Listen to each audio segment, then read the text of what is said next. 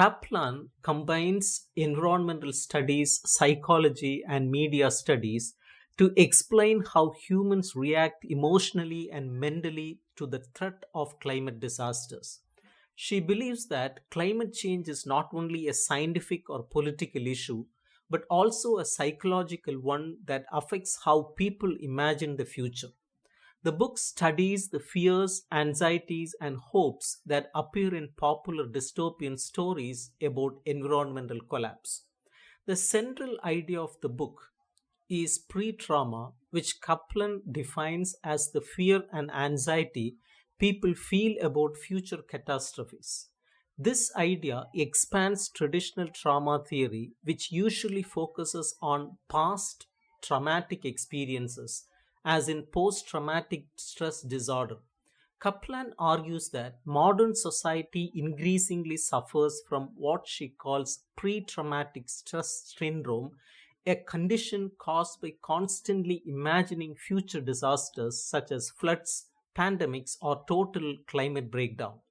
Through films and novels, audiences imagine what life might be like after an environmental collapse, and this shapes how they think and feel about the present. Kaplan begins the book with a prologue about Hurricane Sandy, which she personally experienced in New York City. She describes the loss of electricity, fear, isolation, and helplessness that came with the storm. For her, this event revealed how dependent modern people are on technology and how fragile our sense of security really is. She calls Sandy a border event because it showed the thin line between normal life and chaos. It also exposed social inequalities, how poor and elderly people were more vulnerable during disasters. This personal story becomes a way for Kaplan to connect real world events to her theory of climate trauma. In the introduction, Kaplan connects her ideas to the term Anthropocene, which means the current geological era in which human activity has become a powerful force shaping the planet. She believes that climate change forces us to rethink what it means to be human. The environment is no longer stable or separate from human life. Instead, human actions directly shape the Earth's future. Kaplan uses films and novels to show how people imagine this uncertain future and how those stories affect our emotions and behaviors. Throughout the book, Kaplan analyzes many dystopian films, including Take Shelter, The Happening, The Road, Children of Men, The Book of Eli, and Blindness. She also discusses documentaries like Manufactured Landscapes and Into Eternity. These works depict worlds destroyed by environmental or social collapse. According to Kaplan, such films reflect the collective anxiety of modern societies that feel powerless to stop global warming. They are not just entertainment, they are warning signs that show what might happen if humans continue to exploit nature. Kaplan divides her analysis into two main categories: pre trauma political dystopias and pre trauma disaster films. Political dystopias like Children of Men or The Handmaid's Tale focus on authoritarian governments that control populations after environmental collapse. Disaster films like The Road or Take Shelter imagine total destruction of the natural world. Both forms, she argues, express deep fears about the end of civilization, as well as guilt about humanity's role in causing such crises. The book also discusses how gender and race appear in climate fiction.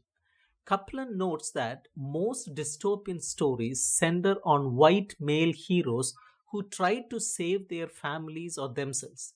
These narratives often ignore the suffering of women, poor people, and racial minorities, who are usually the first to face the effects of climate disasters. By pointing this out, Kaplan encourages readers to look for more inclusive and realistic stories that show how climate change affects different groups unequally. Psychology plays a major role in Kaplan's theory. She uses ideas from Freud to explain how unconscious fears about death and extinction influence human behavior.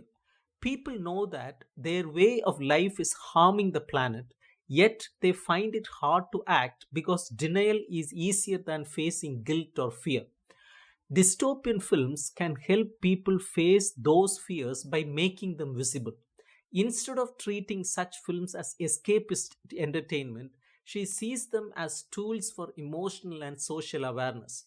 One of Kaplan's strongest arguments is that popular culture both reflects and shapes public attitudes about the environment. Since 9/11, she observes dystopian films have multiplied, showing societies that feel unsafe, unstable, and afraid of the future. This reflects a wider cultural mood of insecurity and loss.